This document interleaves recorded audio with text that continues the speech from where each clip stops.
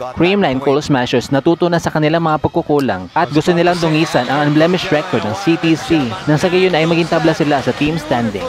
Cherry Tigo crossovers hindi hahayaan ng CCS na mapigilan sila sa kanilang pag-arangkada sa liga, kung kaya sisiguraduhin nila na talagang magtuloy-tuloy ang kanilang mga panalo. What's good, PVL fans? It's nice to be back with you here on Powerhouse Volleyball PH. Kindly do subscribe to my channel and hit the notification bell to be notified whenever I post a new video.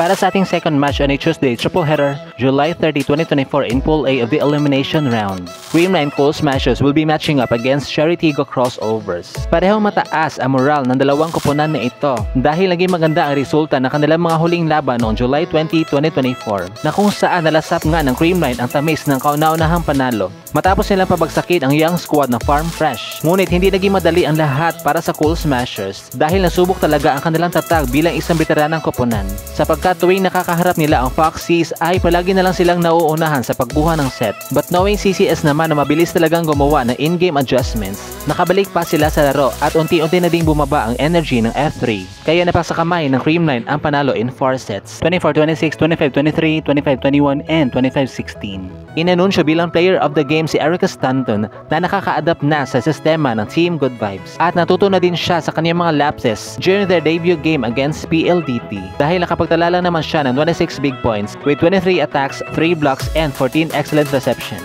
Ngayon naman ay dumako tayo sa panig ng Cherry Tigo na hindi gano'ng nahirapan sa kanilang game kontra sa next lead, though pataas na pataas ang scores ng Chameleons at muntik na din sana magkaroon ng extension sa set 3, subalit hinarangan sila ng crossovers at sinelyuhan ang laban via sweep 25-16, 25-20, and 25-23.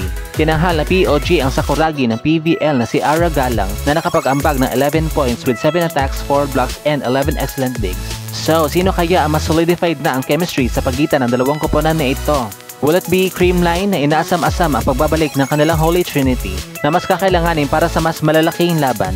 Or it will be Cherry Tigo na hindi alintana ang pagkawala ng kanilang key players dahil mas nagpo-focus sila sa kung sino ang kasali sa lineup. Samantala, asahan natin na magtatagisan ng galing ang dalawang American reinforcements na sina Erica Stanton laban kay Kath Bell na pangungunahan ng opensa ng kanilang koponan, Cal Negrito versus Alina Bicar na mga taga-orchestrate ng playmaking of their teams, former teammates in the LSU Michelle Gumaba versus Ara Galang from the opposite side na magiging katuwang naman ng kanilang outside hitters.